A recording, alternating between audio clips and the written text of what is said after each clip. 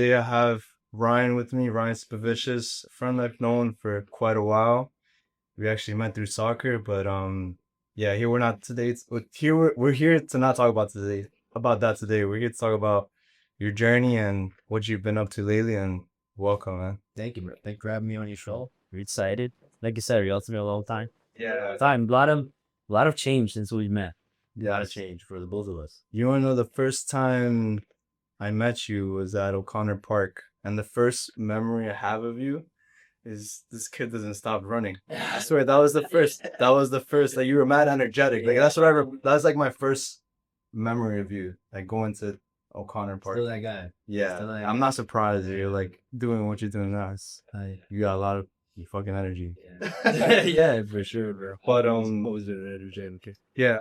But so tell me, I know you played soccer before you got into MMA. Yeah, I started soccer when I was like 10 years old. I played in high school. That's around the time where you met. Yeah, in high school for sure. Then I went and played Division II soccer at Mercy. Yes. And then after college, I realized that I wasn't as good as I thought I was. I saw a lot of people who were like nasty and Yeah. that should be playing professional. And I was just like, yeah, I got a lot to work on. I was like, so what am I good at? I mean, that's how fight came about. So that's when you started? No, I've been training with Tiger Showman since I was 3 years old. Like as consistent as you are now, or like I mean, as a kid, I was very consistent. Towards high school, when I started playing ball for like, teams and stuff, I wasn't so consistent with soccer at that age. We're talking like 14, 15 years old. So there's like girls and Yeah. new schools and soccer practice and Friends. games with their friends. So I was like pushing what I already knew to the side a little bit, which is martial arts. College, same thing. I went away to Mercy. So I wasn't really consistent for those 3 years.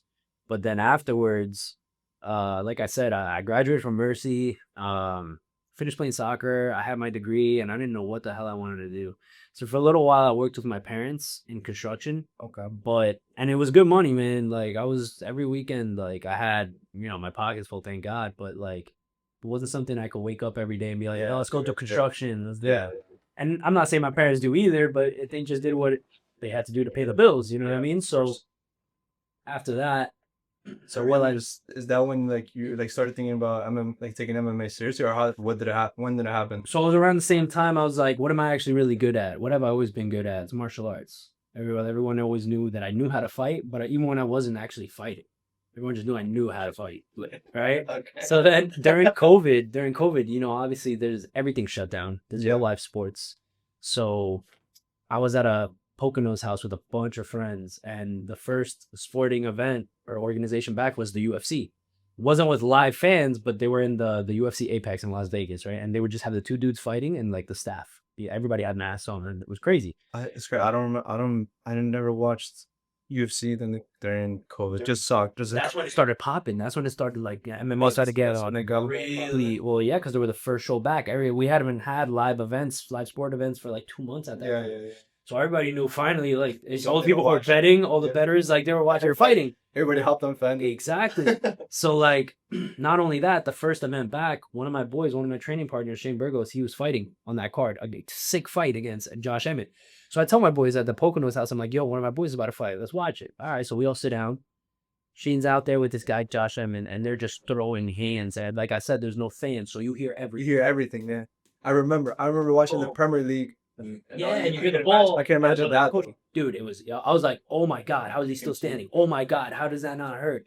And like, I'm watching this dude fight a 3-round fight just like that. And one of them is getting dropped. Then the other one gets dropped, stands back up. Like, it was the craziest fight I've ever seen. Mind, I've watched fights before, but that was crazy with the audio and stuff too. Like, man. You can So everything. I'm sitting there thinking, I'm like, I know who that guy is. Like, I know where he trains. Like, and this is what I love to do. You know what I mean? And not just that. That fight. You've been around him. Like I've been around him. He already knew who I was. Yeah. We were always cool. Now we're even cooler because we got to train together. So I got into fighting.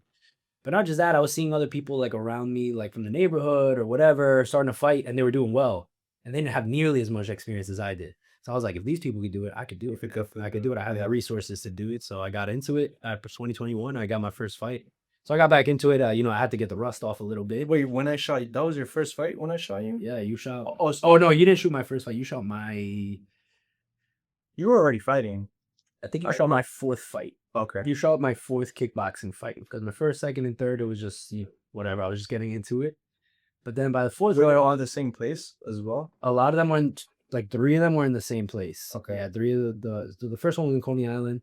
The second and third and fourth was in Westbury. What was it called? The Space? There's a space at Westbury. That's where I'll be fighting again in October. Okay. Not my next fight, but after that, I'm already double booked. So Sheesh. so we got some work to do, bro. Gotcha. Yeah. For sure. So I just spent my second day today with you at training because I only gone once, I think. You've gone once up to each Once. Yep. So first time I was like, the fuck, like I've seen UFC, MMA, all these type of fighting sports. No disrespect, I don't know much about it. I'm learning more because of you, honestly, because you've brought me around. But The behind the scenes is yeah. So like just seeing, it's funny that I realized this today, but the first time I shot it, I wasn't as good at shooting videos as I am today. Yeah. So last time I was just shooting everything. I was like, yo, what this is a lot of crazy shit. Like you were hitting the mat, you were doing a lot. Today, since I know how to shoot more, I don't need to shoot every little. You were familiar with the place and like the kind of training. So Yeah, and I was just more listening to your instructor and like listening to like the technique. So I was like learning more, which was pretty cool. But talking about training, what is the hardest part for you in training? Like for people that don't know, like what would you say is the hardest part that's not seen on social media or just to you? What is the hardest part about training? I mean, the training itself is what I love to do. It's the process. Like that's where you get good on the mat. You know what I mean? So like I love it. It doesn't feel like work. Neither does teaching. You know what I mean? But like I guess the hardest part is in like overall just carrying out the day. Cause like, dude, like today you saw how intense I was, man. Like No, from the second I met up with you. Yeah, It was early. it was early. Breakfast. Yeah, we left Long drive. Yeah, we left the house at like 8:15, the hour drive. We get in right into wrestling. Yeah. And then right into sparring rounds, hard sparring rounds. We're all banged up. My legs hurt. Yeah. And then we got leg day after. We went to the gym. We did legs. You cycled. You took a little break and cycled. Yeah. Then we went. It wasn't just cycling. It was air bike. So it was like bike sprint. So like it wasn't even a break. I showered. Then went the leg day. Then the drive back home. And I'm off today. But if not, I would just go straight to my school to teach other people. So like the training itself isn't hard. Yes, it's physically demanding, but that's a good kind of hard. That's a good kind of hard work that I like. That's the hard work that makes you grow. It's like when the days start to add up, you feel it. You know what I mean? As you get older too, like you start to feel it. But it's just like I guess like the physical, just getting banged up here and there. That's the toughest part because like dieting, Like the sparring, you feel like? yeah, sparring days is it could either be really good or really bad. But like. Yeah, I wouldn't say there's a hard part of training besides like the actual physical labor. There's not something that's like, fine, I can do it. Yeah, okay. And even the things that I don't like doing, I do it anyways because you know it's good for you. It's beneficial. For me, in soccer, it's probably honestly, I think it was like finishing. I was always so bad at finishing. Yeah, the scoring, bro. It's fun, but like when you suck and you can't score, and you're just running through drills or you're just hitting it at the keeper, it was bad. I think that's what I hated. But anyways, from the drills and skills that you've learned through training, what's one of your favorites that you've implemented like into your actual fight? Like what's one of your favorite, like maybe you learn like a move or like a unkick or like some sort of feint or yeah. Do you have like a signature? I don't know much. Not that I have a signature, but there was one camp. There was my fight in Madison Square Garden. And I just knew that the kid was tough as hell. Tough as hell. He was like my first real test. Okay. And his cardio was crazy, right? So like that fight, that fight camp, I locked in on cardio. Locked in. I was like, I know I'm better than him technically. But he could outgrind me to the third round. And that almost happened. Because his cardio is just naturally good. I've decided to, well, not that it's naturally good. He's been working on it. I started working that 2 months out from the fight, like running, bike, everything. So that was something I took from training, implemented it into the fight, but also technique wise, I knew that, I'm a big kicker. I play soccer. I love to kick. I've noticed that you kick a lot. I kick a lot. Yeah. So I was like, I'm gonna just chop them up. Like, we're not wearing shin guards. It was one of my first fights. It was one of my first fights not wearing shin guard. Oh, okay. So I was like, that's gonna feel amazing. It's gonna be great. And then you got to hit hurting more, right? Right, yeah. I'm assuming Raw shin to the frisson to the thigh or to the calf, whatever. So I was just working low kicks, setting up my low kicks, and I threw a good amount of low kicks in that fight. And he checked some of them. He defended some of them, which was like, he picks up his leg and you're going shin to shin.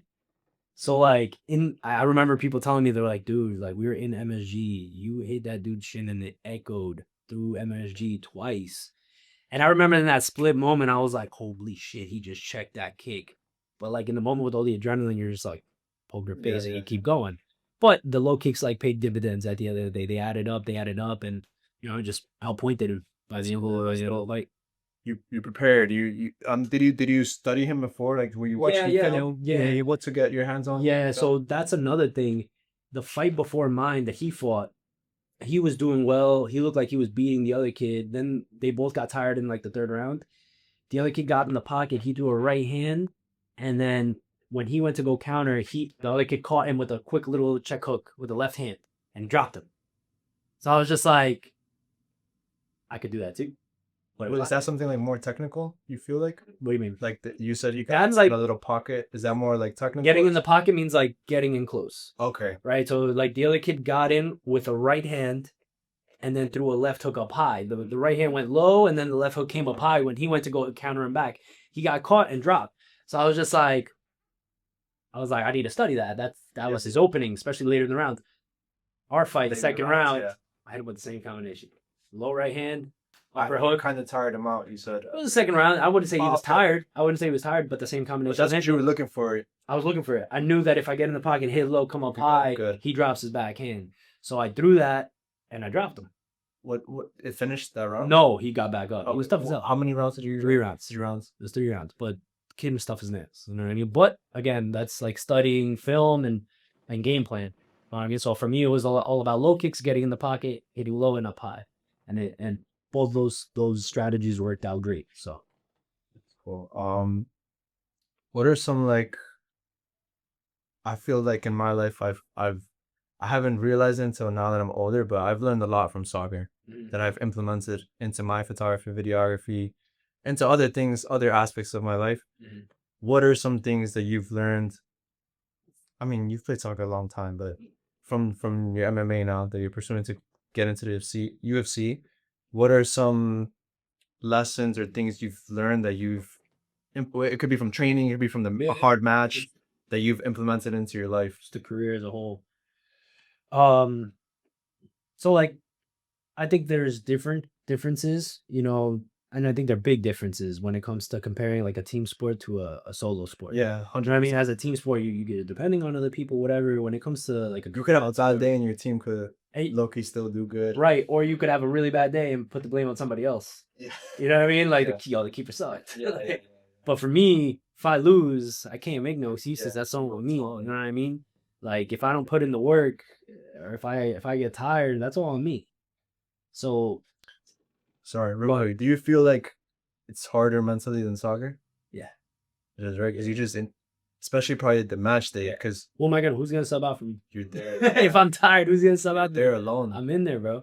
And and you're in there alone every day in the gym too. You know what I mean? Yeah, you got teammates and stuff, but when it comes down to it, like, and knock on wood, I still haven't had my first loss. Hopefully, never do. Yeah. Those are the times where people, like, so from what I've heard, get into like the deepest, darkest places. Cause like everybody's around you when you win. And even that's only maybe for a day after the fight. Everyone's like, hey, good job. And then it's back to your regular routine.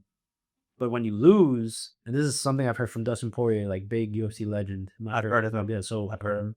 He's like, when I would lose, like those are the hardest days. Like nobody's around you to ask you how you doing, how you feeling. Maybe a few people, but like back to the question, something I'd learned was just like, you always got to be humble. And this is more about just like martial arts as a whole. It's something martial arts teaches you from a very young age too, right? Even as a kid, you always got to be humble. There's always a bigger fish in the sea. There's always going to be somebody who's better than you. And you always got to be a student of the game. You never know enough. You're never too good to learn something. Your jab is one of the first techniques you ever learn, but nobody can ever be too good at throwing a jab. Best boxers in the world, best fighters in the world still work on the jab. So you got to always be a student of the game, always be open to learning. You got to stay humble, be respectful, and just work hard, because work hard pays off, whether it's labor, or like physical labor, or you're doing your work in an office, whatever it is, hard work pays off. And yeah, I guess like those are all things that I put into my life, but my life basically is martial arts. So it kind of like feeds itself. You know what I mean? That, but Yeah, you do spend a lot of time. Like today we were catching up, and your schedule is just, especially towards, you said towards your fights. yeah, in a fight fight camp.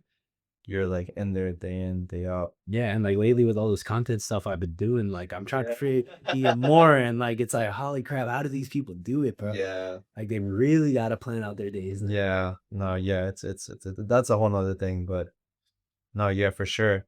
And so when I shot both your fights, it gave me like a high. I'm not gonna lie. Adrenaline, bro. Because just the walkout itself. Because I didn't I never been to like I've watched it. Yeah. I watch UFC cards, everybody goes. Yeah.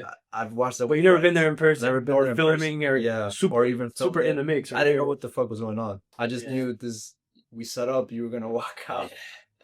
I didn't know where. I was like, You were like, I was overthinking. I was like, no, beforehand, when you were in the room training the first fight I filmed you, I was like, where am I gonna stand? Like, where should I be in front of him when he walks out? Should I be behind him? Just questioning so many things, but whatever. But the energy, yeah, and the energy, for me, it was more like sometimes shooting stuff that's exciting is more than the bit like editing the video, like being there, because it's a new experience for me. But just that energy just from the walkout, bro. Dude, that's what I tell everybody when I ask people. I'm like, you ever been to a live fight? You ever been to a fight? I'm like, come to my fight. I just want you to feel that. Like it's crazy just being there and watching two dudes like throw down, or two chicks, right? But like when you know the person that's in there, yeah, no, it's different. that's what's like your show. Like that adrenaline is crazy. Like my coach felt the other day in Times Square. I had so much confidence, so much trust that he's gonna win, because he's like the best fighter I've ever trained with. Mhm. And even still, he's in there, and I'm like shaking, bro. I'm feeling the adrenaline in there, and I'm just like, fuck, man, like this is crazy. Yeah, And I'm so used to fights, you know what I mean? And even still, when you care about somebody who's in the cage, like that's when you feel it, man. Like you feel that adrenaline almost every time. Well, for your first time, I wish I could go back to my first time. That shit was be crazy. Yeah, it just felt crazy. I was so nervous. I was sweating. But like those spontaneous moments created a crazy video. That video, dude, I'm telling you, I think that was one of the best, if not the best video you've done for me. That's personal favorite. It was my first ever too. You know what I mean? Like sick video of me fighting. Nah, for me that's one of my favorite videos I've ever done too, because it was like my first time shooting it. So it's like very like I always remember it. Yeah. And let's talk about your lifestyle, and I want to get into more about like sacrifice, right? What are some things like from like with MMA or with your training, with your lifestyle? How does it affect relationships in your life? I'm not talking about a girlfriend. It could be a friend. It could be family. Yeah. How your relationship with yourself, because you pour a lot of time, and I know you love it, but it's still sometimes, it's a lot. Yeah. It's your life. It's, bro, based off your fight camp, it's like your life right now. Yeah. Well, when I'm in fight camp, I'm locking in, and the sacrifices always pay off when it comes to like the actual fight itself. You know what I mean? Every fight I fought so far, I've won. So I feel like all the sacrifices definitely pay off. So when I'm in fight camp, I don't feel like, oh man, I really had to put this aside. No, I'm locked in on the goal, and that's what I got to do. Out of camp, I wouldn't say I'm a different person, but like I let loose a little bit more. Like the majority of fighters do. You know what I mean? We're just people at the end of the day. But yeah, I like to have fun, man. Like my lifestyle, like out of camp, like I'll go out with friends, I'll have a few drinks. Were you always like that? Like me personally, when I decided, I was like 15, 16, I was like, I want to be a professional soccer player. And this is what I want to say. I said no drinks, no girlfriends. I had like a girlfriend in high school. Junior, senior year, we broke up. But after that, that's when I was like, all right, no girlfriends, no drinks. Like I want to put all my time to this. And I was very strict on myself. Like I was very hard on myself on like, I can't hang out with friends. Disciplined, yeah. But like, I realized later on, I needed to hang out, like spend some time with friends. That is When were you always able to keep that balance since you were a kid? Even when you were just you were always locked in, or was I mean, in high school, I partied a lot. I didn't think I was gonna fight yet. You know what I mean? In college, I partied like a mother. And look, I'm a D2 athlete in college, playing soccer. Yeah. I wasn't hydrated. I wasn't eating right. I wasn't sleeping right. Like I wasn't a starter. You know what I mean? And that was the reason. Even going into college, I'm like, let's go. It's college. Yeah. And I'm not like, oh, let's go. I'm going to play soccer in college. Like dudes that I was playing with were flying in from other countries on scholarship to play soccer. Play soccer. So they had to perform. Yeah. Me, I was just like the local freshman who came in. I'm just looking for party for girls, like whatever, right? So I was never really disciplined in college. But then back to what we were saying before, like, on a soccer team, you could rely on other people. Yeah, you can. When it came to fighting, I was like, I can't be doing this stuff because it's gonna bite me in the ass. You know what I mean? There's no way I can't be hungover in training. I can't be high in training. I can't smoke before training, right? So like, that's I wouldn't even say sacrifices. They're just good choices. Of course. You know what I mean? Like because once I locked in on fighting, it's like, okay, when I'm getting ready for a fight, I'm getting ready for a fight. I'm not going out late. I'm not sleeping late. I'm not drinking. I'm not smoking. I'm not getting distracted with girls, right? So yeah, but then when I'm at a fight camp, you gotta have that balance, bro. You gotta have that balance. There's fighters at the highest level that are always ready, all year round, and I respect that, right? And maybe that's something I'll turn to when it gets to the high level. And but when I started fighting, I had this mentality, and I'm not saying it's a good mentality, but I trusted so much in my ability and my skills. I was like, all these regional and amateur guys got nothing on me. I'll beat them on my worst day. So like, I wasn't so strict with myself. Lately now, I'm a few fights away from going pro. I'm locking in like super, super disciplined towards my fights. But again, you gotta have that balance. Once that fight's over, go out, have a few drinks, see some girls, whatever, you know what I mean? But back to the relationship stuff. Yeah, did it affect it anyway? Any relationships? Not really. Like your friends who are your friends understand what your goals are, and they're gonna be around. You know what I mean? They understand. They understand your schedules and stuff. The girl I've been with for like 5 years. Those are 5 years. She's seen me from the beginning of my fight career till up until recently. Yeah. She was always very supportive. Yeah, it's like 2020. Yeah, that's when I started fighting. 2021. I'm trying to do the time. Yeah. So she saw me. She knew me when I was just like, hey, I'm gonna fight. Like I want to get into fighting. But she was always very supportive. You know what I mean? Like, yeah, I think it's just like a normal girl thing. You don't have time for me. Or, you know what I mean? Yeah, it's hard. Stuff like that. Especially what you're chasing, bro. It's something I've realized. Like, not, even with me, I feel like I've always poured so much time into either work or when I was chasing soccer, just so much time. Like I didn't have that balance. I didn't, and I still struggle with it today. Like if I'm not working or like shooting or editing, I'm like thinking, what else can I shoot? Or like this, like I didn't have to fucking start this, but I wanted to. I'm like, this could be something extra that I want to start, and I need to find that balance. And I've been doing better with it. I'm not gonna lie, but sometimes like if I'm not doing anything, bro, I feel like I don't know if I have like ADHD, but I gotta do something. I feel like we could be doing more. I could hit the gym. I could go. Like, I have to do something. Like I just get like. I mean, that's just like I feel like that at the athletic mind in you though. Like you always gotta be moving. You always got the energy for a little bit more. Yeah. But I also feel like because like I'm about to go into a fist fight, I have to do it. I have to do the shit I don't want to do. I have to do like all that stuff, and that's what keeps me disciplined. I'm like, if I don't do this, I'm gonna get my ass kicked. You know what I mean? For like somebody who's not doing competitive sports, I can imagine it's so hard to be disciplined. You know what I mean? Like you can easily go out, have a drink, or have like a heavy food, and nobody's gonna be like, "Yo, you shouldn't be having that." Nobody's gonna be like, or you're in your mind, you're like, "I shouldn't be having this because I have to do this," right? You have the freedom to do whatever you want. Yeah. You know what I mean? Like, yes, it's good to be disciplined, with your sleep schedule, your diet, your exercise, even whether you're an athlete or not. But I have a goal driven reason. Yeah, of course. To do it, And it's like it's you have like a timeline too. Like you have like I got because I know you told me you're trying to get into UFC. Before 30 years old, right, bro? I'm about to turn 27, so like I got some time, but I gotta go now. Is this like around the age that these people start making it pro in the UFC? Everybody's different, man. Everybody's different. Like my coach got in late. He got in his late 20s, which is what I'd be getting into, but MMA is a short career anyways. People are in the UFC. Some dudes are in the UFC for years, but what's like the average for UFC like career? I think like between 3 and maybe like 6 years. Like, yeah, that's bro, it's short, bro, short. Some dudes are in the UFC for a year. Some dudes are in the UFC for 10 years. Some dudes are in for like about the average, I think, is like 5 years. Also depends how many fights they're taking. It ends like your contract. Sometimes they give you a 3-fight contract. Sometimes they give you a 6-fight contract. So you're in for a longer time. You know what I mean? But So who? I don't know. I don't know how the business works, bros. On the business side, who the UFC gives you a contract, or is it like you're talking about like your management is able to give you a contract, get you a contract, or what does it like? What are the factors? so there's different ways to get into the UFC. But again, back just real quick back to that last question. Like there's dudes who get in at like late 20s. Then there's a kid who just signed like not too long. He's 17 years old. His parents had to sign his contract. Like Raul Rosa. He's so nasty. He's really good. But and then there's dudes who like Wait, do you think there's like how do you think his career is gonna?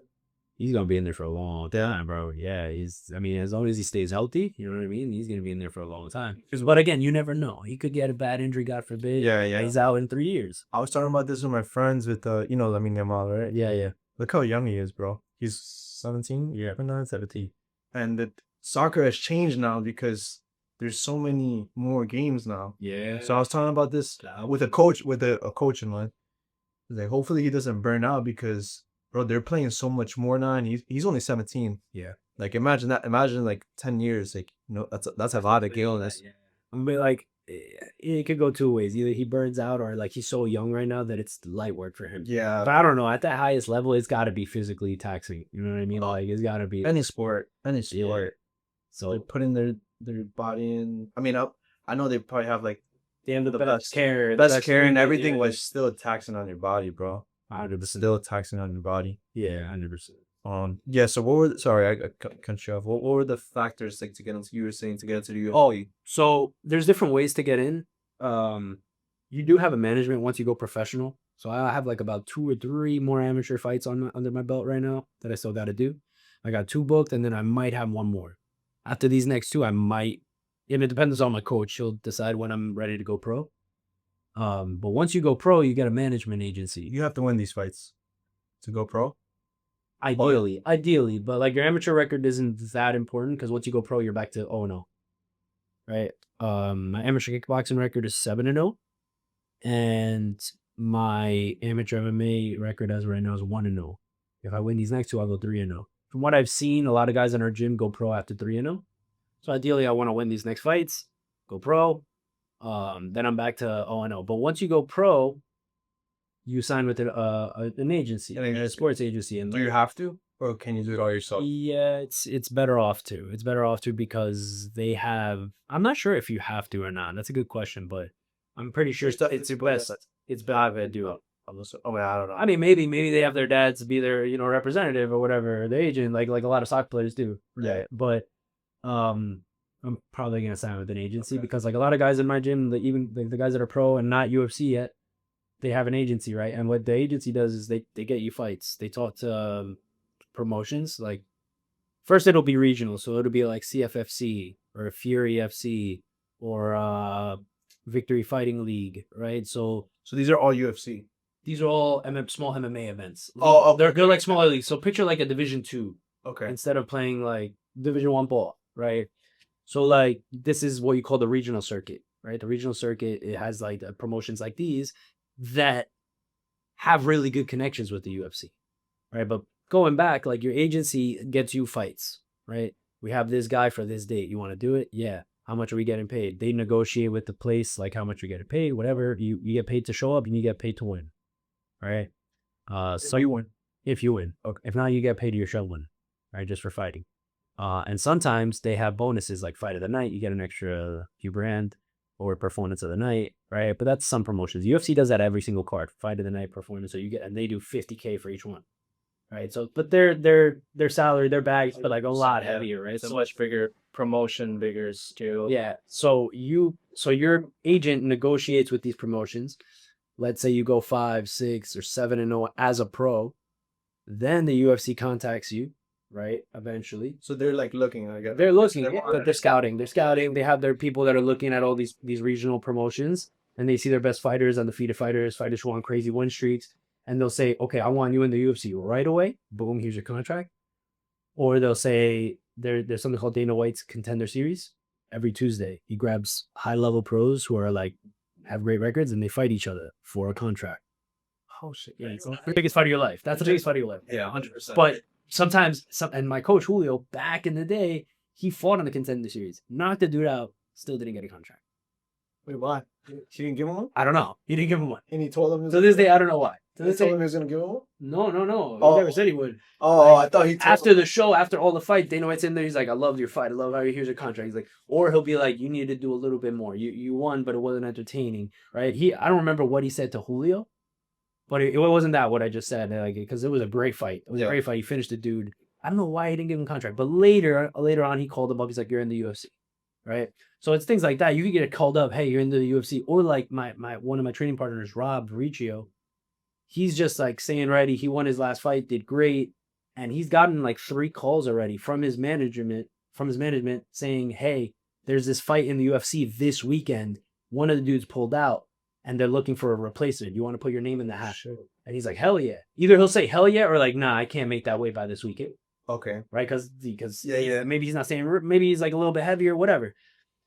So they called him up to put his name in the hat like 3 times. One time he couldn't because he couldn't make the weight. I think the other 2 times he said yes. But when your opponent pulls out, I guess that this person's management and this person's team gets to decide out of all the names that he gets who he wants to fight.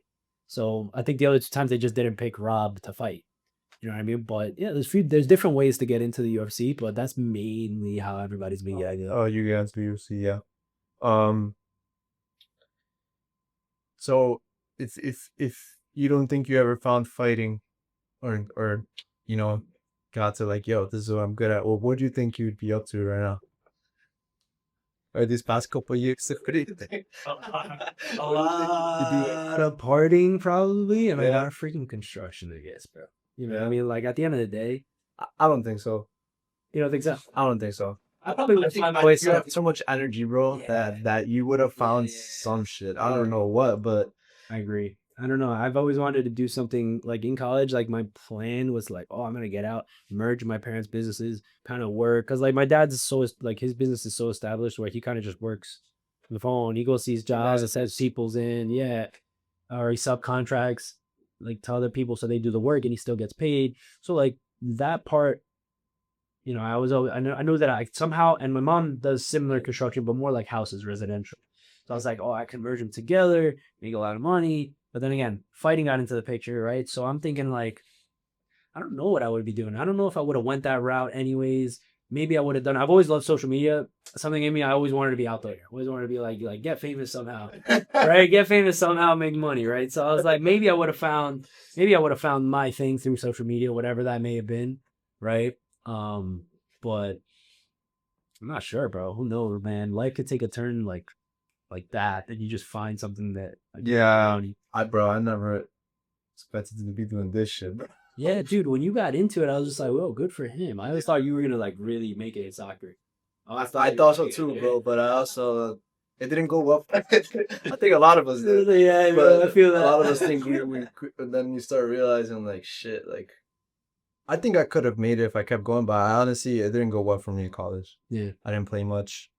And I got to a point where I was like, dude, I just realized like if I keep chasing this, I'm gonna just waste time. I'm gonna waste time and possibly a career, and then I'll have to start a career later on. Like when they decide, I gave myself till 25. Yeah. And I cut it like at 22, 23, I think. Word.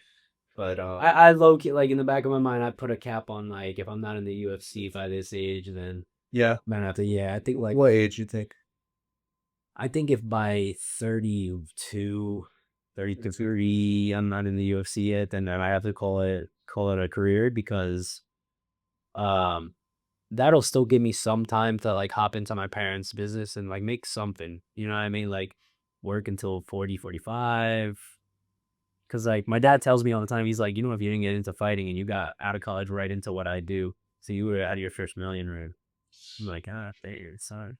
You want to drop? Yo, yeah, you got any opening? But like, it's good to have that as like a little plan B. No, that's great, man. But I don't want to listen to that. I don't want to like be like, oh, you know, if at the end of the day, if this doesn't work, nah, like I want to be all in on this. You know what I mean? That's like I believe in my ability. I have a lot of people that believe in me too. So like I want to give 100% of myself to this career, and then just got Someone that way. I think that's the only way, to be honest. Like, you Yeah. really, like, I feel like that's where I've messed up with my life, like, in terms of balance, because I've only known if I give 100%, you're gonna get better eventually. There's no way you can you can go kick a ball or go throw a jab and you suck after a year, bro. You're doing, I don't know what the fuck you're doing. Exactly. You must be doing something wrong, or I don't know what, but there's no way you're not gonna get growth out of it. in repetition. Yes. The relentless is it. Ryan just posts out a reel that says Growth comes in repetition.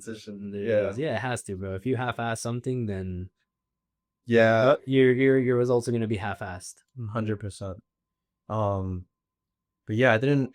It's so weird, man. Life takes turns, but I did not expect to be holding a camera and making money from it. Sometimes I'm like, I go shoot things. I'm like, I'm getting paid to do, like, this is fucking. Yeah, bro. Like, This is a little weird. you were already shooting stuff when I contacted you. Yeah, right? yeah. So you were already shooting some stuff, and I liked it already, right? That's why I hit you up. And then our video came out sick. And then from there, you started just fucking going up, bro. Like I said in the beginning of this podcast, I was like, yo, there's been growth on both sides. Yeah, Right. And I think I said that to you earlier in the day too, but it's true, man. Like when you first fought, when you first came to like see my fight, I was good. But like today, I'm so much better. That was years ago. That was a few years ago. So I'm so much better. And at the same time, your video is good. Your video is good. But now they're so much better. yeah. I look at that video and I'm like, shit, I could have done better. Like, Yeah, but it's all learning experience. You know what I mean? Like, dude, since that video, you've worked with Edgar Berlanga, Central C. Like, you went and shot French Montana. Like, that's insane. yeah. That's insane. I haven't worked with them for Berlanga. I have worked directly, like, with him, but Yeah, but you're in the same spaces. yeah, the same space is the still same crazy, spaces, man. bro. That's Because those are insane. things like I would think about when I Like, that's how doors open. That's how you First get time. opportunity. You Yeah. know what I mean? So, like, that's 100% growth. You know what I mean? And like, I've seen the work that you still push out daily, whether it's with like a big name or not, and it's still, you can see the growth. Yeah, one thing I started, I feel like when I first started photography, I would just think about, like, I want to shoot this, I want to do this, and I wasn't focusing on what was in front of me. The moment I switched and I realized I gotta treat this like soccer, because that's what I started thinking about. Yeah. I was like, I gotta treat this like soccer and just focus on these reps each video, try to do something new each video or get better or like something. That's when I could really started getting more booked or getting into bigger spaces. You figure you're playing vision. spaces. You Yeah, got plan A. yeah, Yeah, it's a little bit of that, like the grind and like what we were saying like earlier in the day, like just putting your mind to it and like and like the power of your just thinking about it, like just thinking about it. this is what I'm gonna do, this is what I'm gonna get good at. Boom, it's gonna happen. Yeah. It's gonna happen. If that's your thought every single day, you're giving your all into it, like has to happen. You have to believe it. Yeah. You know? Funny thing, like you were saying, like your dad was like, "Yo, you could have worked with me, and could have made Yeah. this amount of money." There was a point where I was like struggling to make money from this, and I was really close to getting a part-time job or like a full-time job and like shoot on the weekends. And I was like fighting it for like a month. I was like, like if I do this, I know I'm not gonna go hard on this. I'm gonna get yeah, because I'm gonna make stable money from you this. comfortable with the Yeah, and like you said, it's just putting your 100% in, and yeah, bro. Well, like, and that reminds me of like some of these fighters that are like big time now, millionaires, they're champions, whatever. Like, you listen to some of their beginnings, some of their stories. Like, I don't know if you know Francis Ngannou, big dude, big black guy, was like a UFC champion, or whatever. Like, he's from Africa, you know what I mean? You hear it in his voice and his accent, but he used to just like be like a coal miner or something, like working like sand dunes and like just surely I think he had like traveled by foot to Paris and then from Paris to like New York or like to America. Yeah, like not by foot, you know what I mean? But like he figured out it was just walking, bro, swimming for a minute. No, but like he hustled crazy. Demetrius Johnson, Mighty Mouse, he also started like just with like, you know, minimum wage jobs, like struggles. And there's so many fighters like that where they're like, I'm gonna give this my all because I love it and I have to do it. Nothing else is paying the bills. Right. So like when you give 100% of yourself, like look how far I can take you. Now they're like world champions, the whole world knows who they are. I'm not a lie, when you just make me remember when I know Conor McGregor because of how much social media, because of how I saw him and got to know him because of social media, how much like how big he was getting, Yeah. the way he would talk, the way he would carry He was himself. entertainment, bro. He was entertainment. And that's another thing. You have to have personality in this sport to like be a big household name. You know what I mean? You got to do something different. Yeah, Like, there's great fighters out there, like amazing fighters out there in the UFC and just in the world in general that nobody knows because they're just they're who they are, you know what I mean? But like, whatever. Then you got like McGregor, Sean O'Malley, like dude with like the like he comes out with a crazy hair, different color hair. And you just got people who are like absolute characters, like Colby Covington, Jorge Masvidal, like Nick and Nate Diaz. Like they have personality. It's their personality, but it's people love to watch it. People love to watch them even when they're not fighting because they're just super cool or they're funny, entertainment. You know what I mean? And that's what sells. That's what sells. Like the way they talk shit to each other before the fight. I remember when Conor McGregor got on the stage, he wore The that. best trash talker ever of all time. Yeah. Best trash talker ever. He put all you made so you went to look like a fucking kid, bro. Like, you talked him down like a bull, dude. You are shit. You are shit. When that was the same time he was wearing the suit that said "fuck you," right? Yes. Was that? I remember that went viral. That was crazy. But speaking of social media, what do you see it as? Like, does it affect you? What's your like outlook on social media? I know it's definitely changed. As you since we're older now, but yeah. So like when I was younger, what was like high school social? Because I don't think I had you on. No. I don't know if we got each other Until high school, nah. Until high school, I don't think it's maybe even after high school, yeah. But when Instagram like first came out, I remember that. You know what I mean? Like it was cool. There was also Vine. You know what I mean? Vine. So like I was all up in that. And like for like I think like 2-3 years after it came out, everybody started establishing their followers. Wait. Yo, that is so funny. Wait. No, what was like your posting strategy like? Like when you Back had then, Instagram, I just take my shirt off. Boy, that's it, man. Like that's so it was like 12, 13 years old. because you know what's funny? But like I saw all these famous dudes. I saw all these famous dudes. I didn't realize they're so much more brolic than me on their own. But like I was doing that, and like it was great. I was pretty popular. Like even in middle school, like around the surrounding, like you know the neighborhood. So like I was like, yo, I got 100 likes on this. Oh, right. But then obviously like, through high school, I started blowing up a little bit more, like around Queens, I guess. Okay. And just everybody knows everybody in Queens. Yeah. I think, but like, so I started getting like real, like good followers and like a lot of likes. Like I'm talking like 1,000 likes back in the day, high school. Like that was a lot. That was a lot back in the day, right? So I was just like, yo, what? I was doing well. I was posting like traveling pictures and like gym pictures, whatever. In college, I slowed down a little bit. Like I'd post my soccer pictures, like playing, whatever. And while I was in a relationship, I'd still post here and there. But recently I know it's changed. It's changed. The talks we've had. Yeah, well, for me, like I see that there's again, and I was saying this the other day to somebody else. There's so much more to show when it comes to MMA. Fastest sport in the world. There's so many people that have no idea what the behind the scenes look like. I think about like what you told me earlier. Like you never seen what the behind the scenes look like, the actual training of it. So like I was like, yo, and I see so many other fighters doing this, like getting a bunch of views, getting sponsorships and brand deals and stuff like that. I was like, what am I doing? Like, I have a good following base already. I got $5,000, 5,000. I wish. Yeah, I wish. But I was like 5K followers. Like, I could do something with this, right? So like, yeah, I just want to show like a little bit more about the lifestyle, the diet, the training regimens, like what I do, day in the life stuff. So. Hopefully that could see yourself as like an influencer. Yeah, I can see it. I mean, you are teaching kids as well. I'm teaching kids, yeah. So I am influencing the community. I teach adults too. You are an influencer. Yeah, I'm basically influencing and stuff. I just haven't put it out there yet. You know what I mean? And I feel like I have the personality to do it. I don't really care much about what other people say or think. I'll just put it out there. You know what I mean? And like you could eventually and.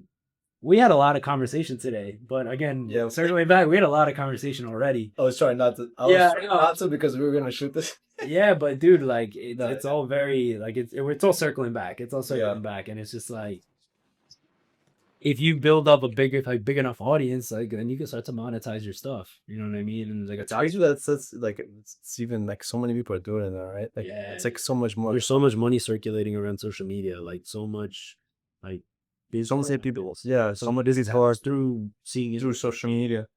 It's crazy, yeah. It really is. When I first started photography, first of all, I didn't like posting like that. Yeah. Me, like I wasn't like I was kind of insecure. You just want to post your videos, you mean? No, I'm saying like even of me, Even your headed, like through pictures of me, Pictures of like you, in my right, personal Instagram. Okay. I was like kind of I would just post soccer pictures or gym pictures, but I would never like take selfies or like anything. But now I just don't even. Now I don't give a fuck, to be honest. Oh, you've been hitting the gym. You look good, sir. You got the fresh cut. And Now I just honestly think like, yo, this is what I look like. This is just post like, because I used to think so much like yo, what am I like? I look like this. Like, this is what I look like. This is what I look like, whether you like it or not. Yeah. What the fuck can I do about it? Like, yeah, I could get a haircut and shit. So when I started investing into like this whole social media thing, I started working with this guy. His Instagram handle is Alfie Gets Hard, right? And like he has a whole little community. yeah, what's I know we spoke a bit about that, but what's that been like? It's been great. Alfie's a big help. Him and his team that he's got, like they're always checking in on you. They're always open and very available for your questions. And even within the community, because like, you know, there's this space that you can talk to other people and see how many people are in the community, and they help each other. People help each other. Hey, just a tip. Like, this is what I would do better. People ask like, hey, what can I do better to do here? So that's been a big help. That's been a big help for me. It's probably easier for you to be in a community, especially since you get into something that it's kind of new for you, right? Yeah. Because you're making the content yourself now. Yeah. Editing myself, and again, like time consuming as hell. And that's one of the biggest things like that people have an issue with when it comes to content creation. It's like managing their time. Yeah. But with Alfie, like he shows you how you can plan ahead, how you can strategize all your content creation, and it's been smooth sailing, bro. Like, you know what I mean? Any little bumps in the road I can go to them and just they'll tell me what I can do. So it's been a pleasure working with it. What is your side? You've been doing a lot of creating lately. What's your consumption like when you go on social? Like, do you ever like for me, it's like sometimes I catch myself on TikTok and I'm scrolling. So I'm like, yo, what's yours? I try to avoid TikTok because during the pandemic when the oh my god, I was bam 2 hours, bro. 2 hours. I was like, no way, this is like crack, bro. Like I couldn't stop. Yeah. But I pushed it away. I stopped. I wasn't even posting. I that's a lie. In COVID, I was posting a lot of funny videos of myself on TikTok. So I was already trying to like make it in TikTok for a little while. Then I got into fighting. I was like, fuck. I was like I fuck with TikTok shit, man. I'm just like. But then, now that I'm posting all these reels and stuff, and like I'm making content on Instagram, I feel like I'm catching myself refreshing, seeing when any notifications. Oh my god, same with me. Hitting the Sometimes I don't even look at it. And I was like, nobody liked it. Yeah, good. Like, you know, it's been a minute. Don't check it. Yeah, but it's almost like second, like it's like a habit. I think it's like secondhand, like habit. No, it's like a nature. I'm just like, boom, fuck, oh. Yeah. Like the speed that I unlock my phone and open Instagram is like alarm. You know what I mean? But it's so normal though. It is just become part of like human nature, you know? Like having your phone on you. You know what I mean? But again, through this community, I found that there's this one guy, Max Kruger. He's an MMA fighter out of Australia, and he's part of this like little community of content. Yeah. So like I think it's me, him, and like just a handful of dudes who are like combat athletes that are doing this within the community. But he's like the most popping one right now. He's got like I think he hit like 100,000 followers today. Okay. But yeah, I just saw a story earlier. Have you been able to like talk to him or no? Yeah, see it like but yeah, I get inspo. I got a lot of inspiration from this page. But he posted a video that you can change like your color grading on your phone, and he like went into the settings and put on grayscale. So everything he looked at his phone is black and white. And he's like, 2 things that's done for me is reduce my screen time by like more than half. Cause like the colors is what keeps your brain just engaged. Yeah, it's like the casino. Yeah. To the casino is fucking. It's just colors and lights and everything. But he's like it dropped within like a week. It dropped my screen time, and also like real life colors are very vibrant. So he'll be like looking at a tree and be like, "Yo, that tree was colorful." He said that, dude. I lost it too. So that's something I might try. You know what I mean? Yeah, I'm not alive lately. I've been struggling to sleep because How do you check that screen? I think you just gotta go to settings, then maybe type in screen time.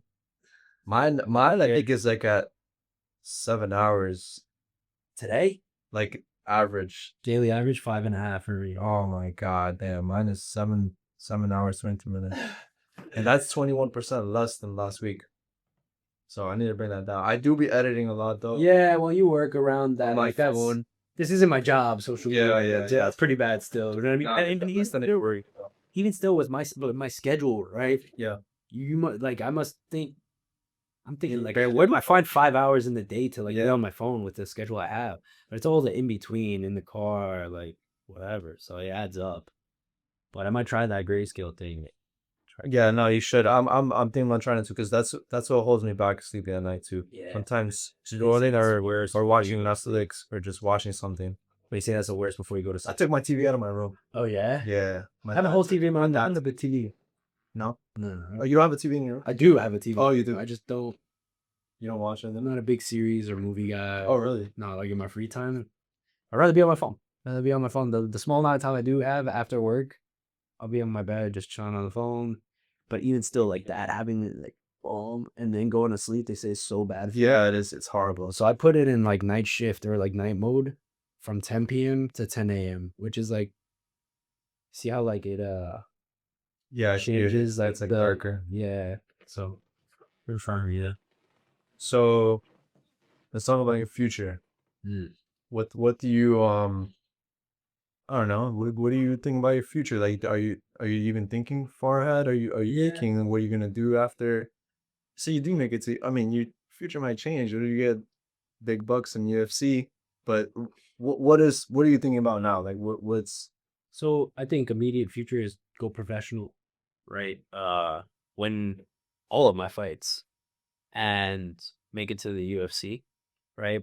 In the process with this whole social media thing, like the idea is to inform people and document my journey, but also to build a fan base before getting there. Because a lot of guys get to the UFC and they build their fan base there. That's where it starts to happen. A lot of dudes blow up when they hit the top 10 ranks, or when they become champion, they get millions of followers all at once because 100 watch that.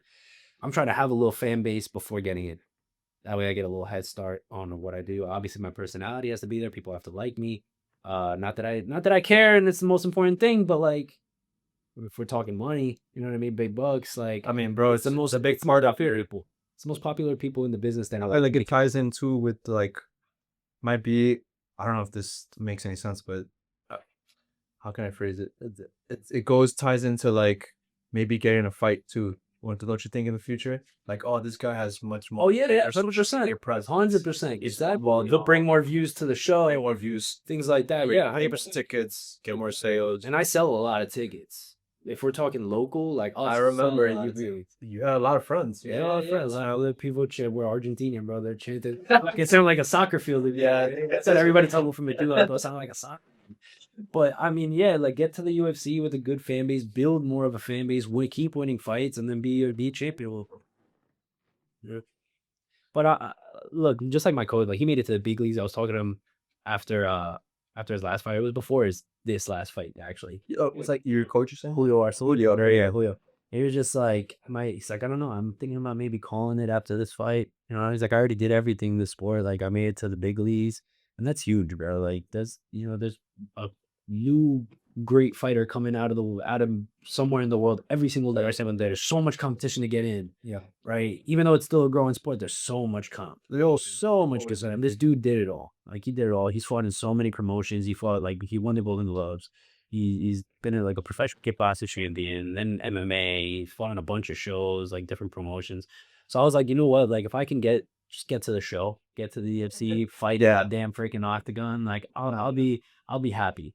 But obviously, once I get there, my ambitions are gonna be like, let's freaking go for that belt. Yeah, You know what I mean, that's where the big bucks are at. That's what I'm saying. Your future might change. That's where the big What you bucks. think? How your future might change. Your goals might change.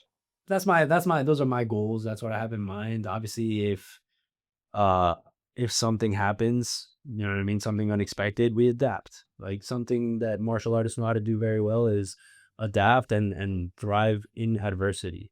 So like whatever problems put in front of us, we're tougher mentally and physically to be able to just push through. And I think the only thing that can bring you down is yourself, your own mind. You know what I mean? Like, oh, I can't do it. I'm not strong enough. Then you're right. No. But if you think you could do it, you think you could push through, then you can do it. Just gotta believe it. Yeah, I gotta ask. What do your ears feel like? Why they look through their Nah, they don't. Nah, I've seen a lot worse. You've seen a lot worse, right? Yo. But what does that? So you done got that?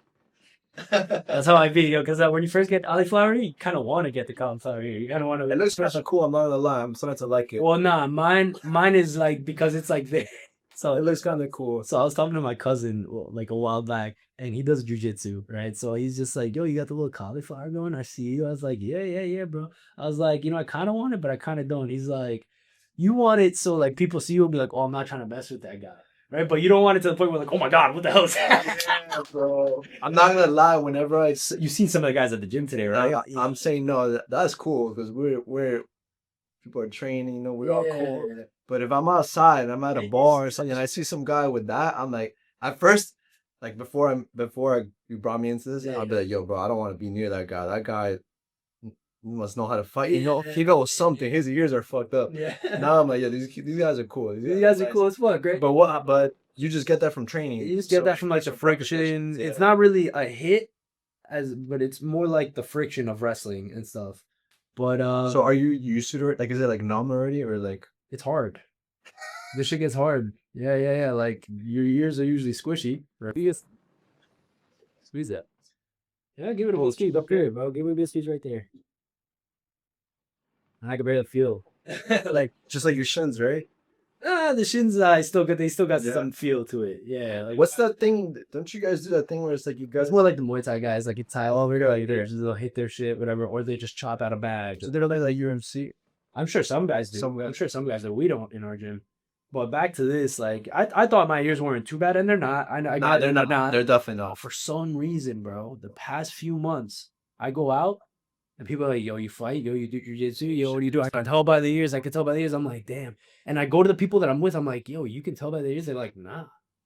But it's because you know me. That's people who never see me before. They see my ears. This one's a little fatter than the other one. Yeah, it is. It definitely is. Yeah. So, But definitely, like, if I would take a good look at it, yeah, I'll. But if I'm just like, it's also very red. yeah, Like my ears just stay red. no, yeah. But But some of the guys, like, they don't even like. It's not even an ear. It's like, It's like it's just like side out. Like it's very crazy, bro. It looks like a cauliflower. yeah. So what do you I asked all my questions. I got all my questions. I got down through all my questions. I thought this would last longer, but we can continue. But what have you been up to lately besides fight camp? Like, is there any? I know you're doing content. Is there anything else you're getting into, or like maybe made any new friends? I don't know. Just trying to keep myself busy, bro. Like I said, bro, I'm already busy as hell. You know what I mean? But like I'd like to think that my cup is half full rather than half empty. If that makes any sense. I don't know if that's how you say it, but like I feel like that you could always do a little bit more. If you feel like your cup is full, then it is. Yeah, right. But if you think like, nah, I could fit in a few things. Like you can make time for the things that are important, and if something's important for you, and you want to do it, then you'll do it. So I've just been trying to stay busy. Like this content creation stuff, like I'm taking pretty seriously. So like that's taking up some of my time. You got to be so consistent with that shit, dude. It's like posting every day, posting every other day. Like they want you to post every day. It's like the few I work with. I'm like, dude, I can't be doing that shit. Like it takes a while for me. Yeah. And then so whatever. Like I'm trying to stay busy with that. Recently single. So What's that been like? Do you want to talk about? yeah. It's been all right. It's been all right. Like I was in a 5-year relationship, so it's very new still. But I feel like I'm more out of it. Yeah, I was just like, how do I speak to this woman? No, but like, yeah, it's been fun, I guess. You know what I mean? Like I'm seeing my friends a lot more, and that was on me. You know what I mean? I still saw my friends often, but like now they're being good friends. They're checking up on me. You know what I mean? And I'm doing okay. I really am. I'm doing okay because I'm enjoying the process of like everything else I'm doing. I'm loving the content creation stuff. I'm loving the training. I'm getting ready for a fight, so that's my biggest focus. That's your Whether I was in a relationship or not, fighting has always been Yeah. the main goal. So, yeah, bro, just staying busy, talking to friends, going out, having fun, training at the same time, and That's it, man. You know, nothing. That's really who I am too. I just be outdoors, quality time with family, friends, training, fighting. Yeah. Do you ever see yourself getting back into soccer? So like I'll play it. Oh yeah, I know not you- competitively. Not Okay. competitively. I don't think so. I know you play like here and there. Yeah, because like if I wasn't as good in college was the best I've ever played. Because I would go to Flushing Meadow Park. I would go play Sunday league ball after playing at a college level, and I would cook. Okay. I was cooking 40-year-olds, but like I was cooking. I was cooking older. I was cooking retired dudes, and I was cooking. All right, I was cooking. So like it was the best soccer like I've ever played. So like and that was like 4 or 5 years ago. So if I was to go back today, I'd be starting from scratch. I'd be terrible. I was asking you this. How do you feel? You said you feel a lot stronger now on the ball. Oh yeah. So like So what do you feel? Like you feel just like your legs are stronger, like your core, like what do you? my legs are your definitely upper body. My legs are definitely stronger because of all the strength and conditioning I've been doing with fighting. My upper body is definitely stronger. My whole body is just, I feel more athletic, More athletic. more durable, Yeah. more durable. Because I've taken a lot of hits like everywhere where like I've felt real pain. I felt like the type of hit where somebody's trying to No, I've seen it. trying to actually just hurt a you. day, just a day. You know what I mean? Yeah, Yeah. like hits that are actually trying to hurt you. Yeah, there's not. So like it's in soccer, all the way. in soccer, it's not like a little, you know, boom. Like, Sometimes there's intentional things. sometimes there's it's not intentional just not shit like that's every really time. bad. It's not every time. It's not every time I'm hitting you to hurt you. Yeah. Right. So like, I somewhere in the middle of like my fight career so far, I went to go play pickup soccer. Like when I wasn't getting ready for a fight. When I'm getting ready for a fight, I avoid soccer just not get hurt. Yeah. But when I was out of camp, I went to go do a little pickup game. And for those of you who don't know, I'm a 9. I'm a forward, center striker, right? So I got on the field.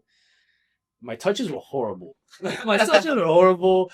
Like different kind of movements too. Like I was super in shape, but not for soccer. Not It's soccer shit. different. Changing the directions. Yeah, Well, my legs were killing me the next day.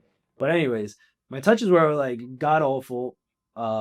Passes were even worse. But when I had the ball in the box, nobody was touching that. I was just boom, boom. They would try to bump me and they would bounce off. Like I felt strong as hell. I felt like a true 9. And like in a sport where maybe back in the day you would have touched me, I would have flopped. Yeah. You know, you gotta sell that. But like now, I guess that's maybe more durable. It's maybe more durable. So that's translated into soccer. And soccer is translated into martial arts too, bro. You see me, you see how I kick people. Yeah, I kick yeah, people you like kick. I'm on the PBA. You know what I've noticed today? I noticed today, and you were sparring. I was watching. You didn't. Did you spar first? I don't remember. That was the first one to You okay? You after you sparred, I was watching the other guys. Yeah, You're pretty bouncy. I have that. Like I feel like the other guys are just They're very just, like straight, rocking, straight yeah. on. You were like More boom, yeah. So that takes after like Tiger Showman's roots. It used to be Tiger Showman's karate, not Tiger Showman's mixed martial arts. okay. It used to be Tiger Showman's karate. So we also used to wear the gis, like kimono, the freaking, you know what I'm talking about? The gis, like the Brazilian jiu-jitsu guys wear. The white thing. Like yeah, the white collar, like the overall Yes, thing, yes, and the yes. white loose pants. Yeah. So we used to wear that because it was karate. We used to like grab by the collar and do close range defense, like forms and everything. And like they're very kick heavy, karate. So like I started when I was 3 years old. So like up until when I was like early teenage years, they switched over. They transitioned to mixed martial arts. They rebranded, right? So they went from doing karate to kickboxing and jiu-jitsu. Now it's MMA, right? But everything I ever knew in like my kid years, and a lot of fighters too, like Julio's very bouncy too. He adjusted to mixed martial arts, of course, but he still has that movement of bounce. I still have that movement and we love to kick.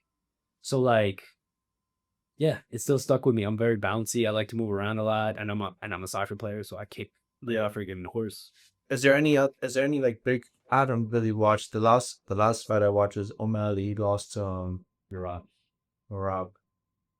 Yeah, was the that? champ, right? When you Yeah. lost it, yeah. He was the one that was grappling. Yeah. He's so annoying. Yeah, he grappled. I hate fights like that. Like no disrespect to him. Like he's fucking good at grappling. But I was like, bro, I want to see you guys like hate. I know, that's what everybody wants to see. Yeah. That's why you see like when people are hugging and stuff, and then that's all they're doing. You hear the crowd that like, boo. Yeah, They want entertainment, bro. But he's good at. dude. That's the second time I saw him. Like it's just He has the best cardio in the UFC.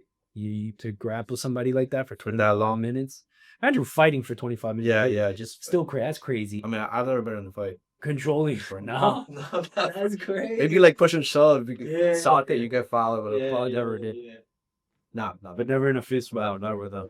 Nah, that's adrenaline, bro. Yeah, that's adrenaline. But yeah, the cardio these guys have, even what was it, 2 weeks ago now? Hamza Chimaev, you know that guy? Hamza Chimaev fought Dricus Duplessis, who was the middleweight champion, right? I've seen the Plessis fight. I don't know which fight, but I remember facing the best. So he just defended his belt against Hamza. Okay. Hamza is like undefeated, nasty Russian dude. Everybody loves him because he's very entertaining.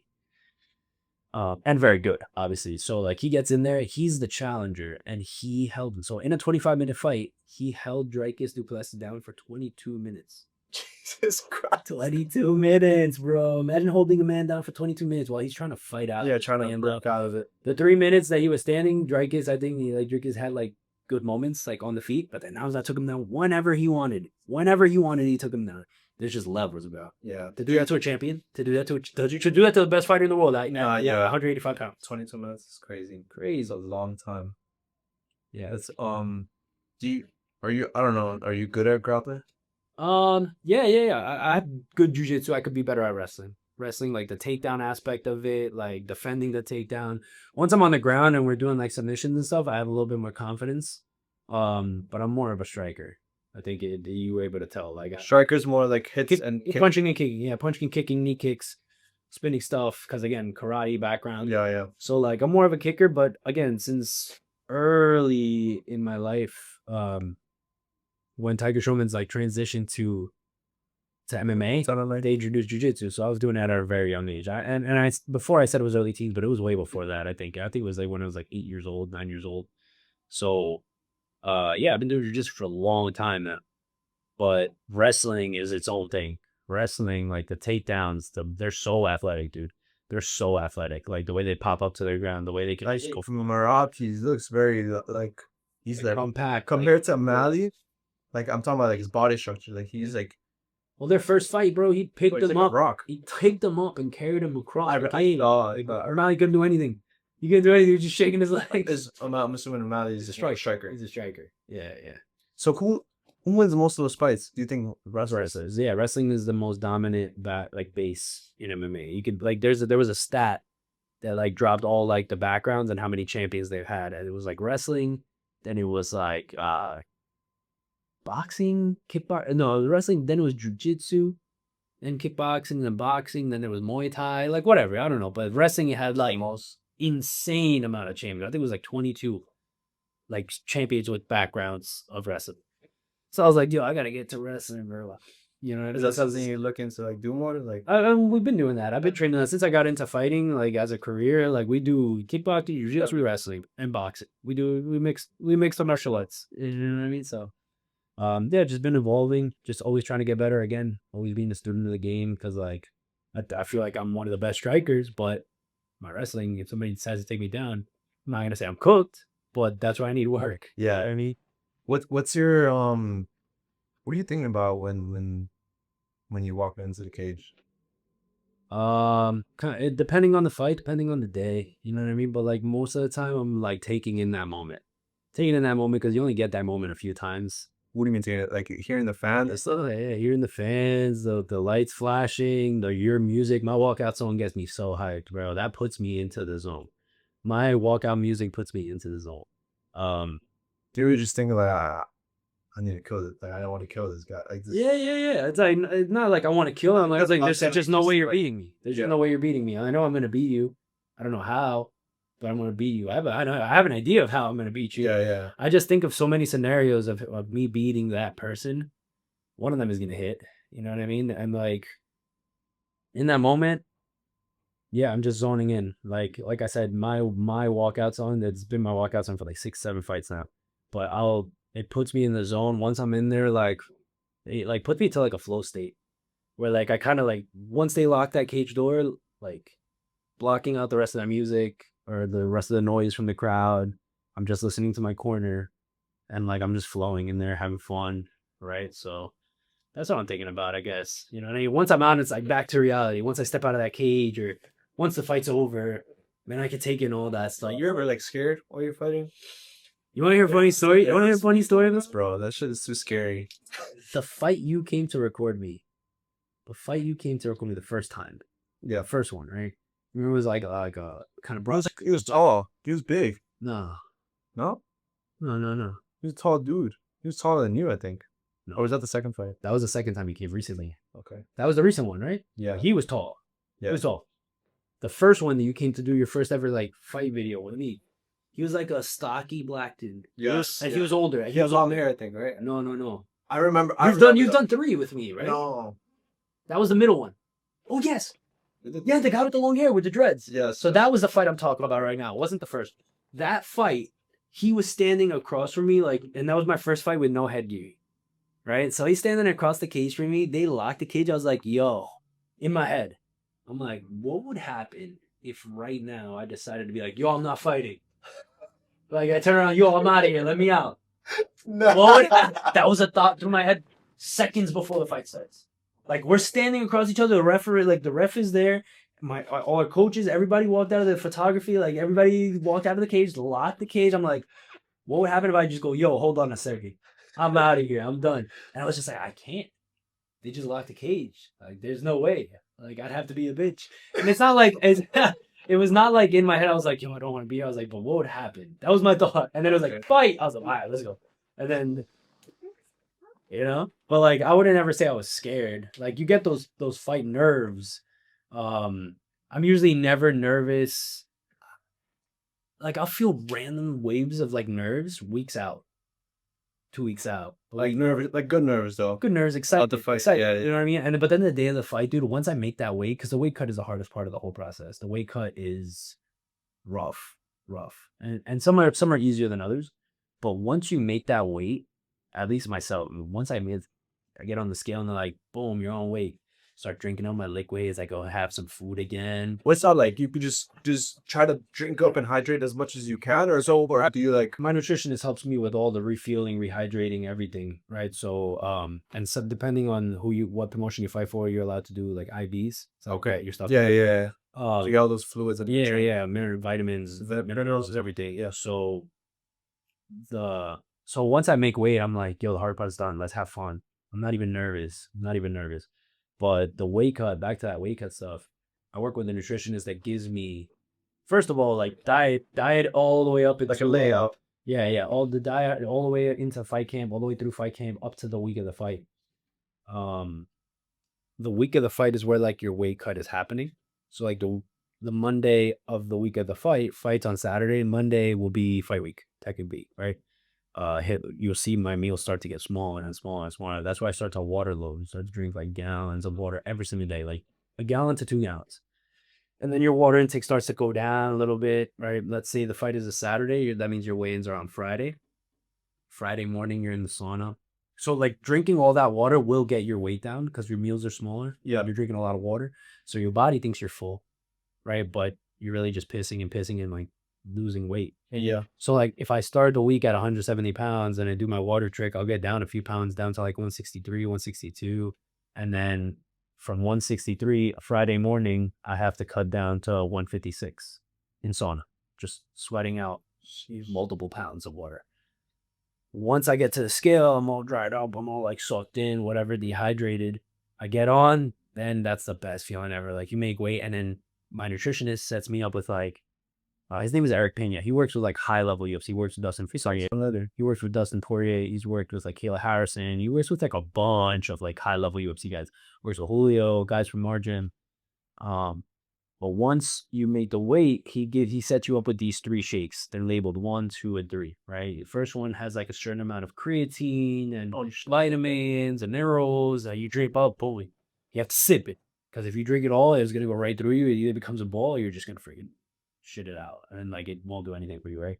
So you have to sip that first one, then after a while you drink the second one, then after a while you drink the third one. Then you're allowed to have like a soft food for your body to like, because it hasn't had food in like 2 hours. Yeah. To slowly digest, and then once that digests, you could have your first plate of real food like pasta, chicken, things that you have been eating in the past few weeks, but you can have it in a big amount. Because then, like I said, you weighed in at 156 pounds, but the next day at the fight, you're 170 pounds again, how you started the week on Monday. Like you blow back up all that water weight and all the carbs that you're eating within 24 hours in the cage. I weigh 170 pounds. You don't look like you weigh 170, bro. I'm not. I weigh more. You weigh more right now? Well, right now, I walk around. How tall are you? I'm 5'10". I'm 5'11" on my ID. 5'11" with the shirt. You feel me? On a good day. 5'11" with my platform. You don't look like 170 though. Right now I'm 170. Right now I'm 170. So you feel? They feel light. I feel light. I Yeah. feel good. I feel strong here. I might get down a few more pounds. That way my weight cut won't be so heavy. Because look, like I said, my fight week weight is 170 pounds. I'm already at 171 and I'm 3 weeks out. So I might just might get down a few more pounds. So that way the weight cut isn't so harsh. It's not that many pounds. And there, you know, I'll feel good on fight week. But usually I walk around at 180 pounds, 85, like when I'm not in a fight camp. So I could walk around pretty heavy. It's all my leg, but a lot of soccer, a lot of lifting in college. Got my legs very. I noticed the other fighters, some of them, their legs weren't as big. They're more like right here. They're more, yeah. Just more stature that they appear, for sure. What's your who'd you want to fight? Want to make the UFC? Who? Yeah, like is there someone like you would want to fight, or like let's say like a dream fight? What would be like your dream fight? Charles Oliveira. I have no idea what it is. But is he a striker? Is he a grappler? He's a grappler, but he's a legend. Do you think you would give him a good fight? No. As of today, no. Maybe then.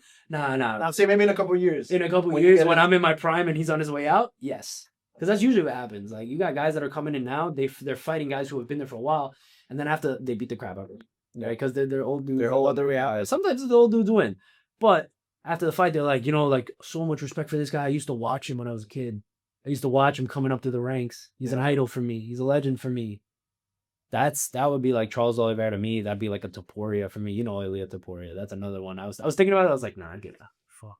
I was like, I get into into work class as well. Yeah. Yeah. Well, now are you? I fight at 155. Topuria is the 155-pound champ. What is that? I don't know. 155 pounds. That was lightweight. Oh, that's like. Charles Oliveira is also a lightweight.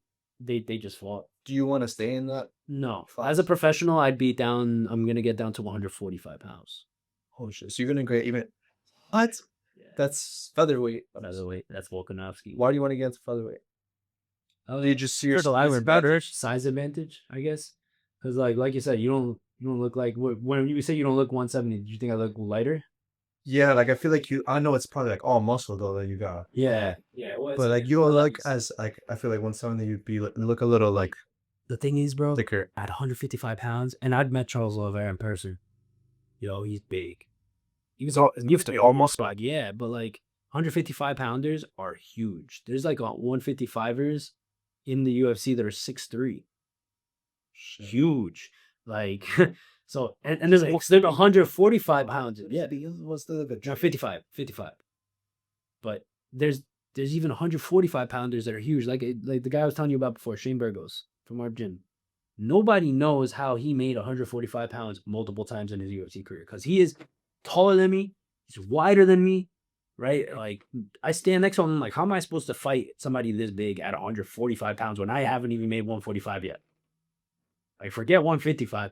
So like what people do is they'll start the professional careers at like a weight where they have to really cut, and then as they get more fights and they get more experience, and I guess they maybe get bigger, they like grow into the weight class above. So eventually, maybe later in my career, I could go back to full 155 and it'll be a lighter cut. That's like what Julio did. He fought the majority of his professional career at 135, but his past few fights, yeah, Julio. How tall is he though?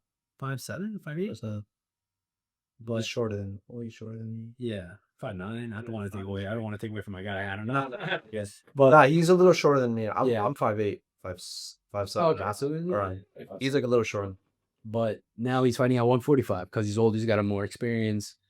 He can't be doing the weight cuts at 35, and that's usually what happens. Like those weight cuts become really hard, so you have to go up in weight. But that's a while from now, bro. That's a while from now. Right now, I'm staying at 155 as an amateur, little by little going down to 145 as we get to pro, and I'm excited, bro. You're not scared to fight at that weight? Like, do you feel like a lot less stronger? What, at 45? I think at 145, the weight cut's definitely going to be crazy. That, like, at that point, when I'm doing 145, like, I'd have to stay ready all year round. I can't be going back up to 180 pounds a day because the cut would be crazy. Yeah, that's already a lot on your body. So you got to stay light. You got to be, like, staying around, like, 160, 65, walking around, chilling. to cut down to 145. I got down to 145. It was still 20 pounds. Imagine me, bro. I walk around at 180. So like that would be crazy. Even but like 25 pounds is a normal cut. Oh yeah. I started this camp at 180 pounds. Now 3 weeks out, I'm 170. If I could start, and that's my fight week weight. You know what I mean? So I don't know if this is like adding for like if No, I'm understanding now. so like yeah, I mean you'd have to stay ready like all year round to for me. You know I'd have to stay like in shape, dieting to be fighting at 145. But if I'm fighting at 145, it'd be as like a pro. So like it's worth it. That's my I'm passionate, so I have to do it. It's full time. You're doing it full time. Yeah, man. Sheesh. All right, man. Well, I think that's it, man. I think we got good. But I want you guys to stay tuned. He's gonna be fighting real soon. I'm actually gonna accompany him. We're gonna go shoot that as well. He's gonna fight September 19th. September 19th in Atlantic City at the Tropicana Hotel. I'm gonna try to get this out before, hopefully before the fight. Go continue. What else were you gonna say? Nothing, guys. It's gonna be a banger of a fight.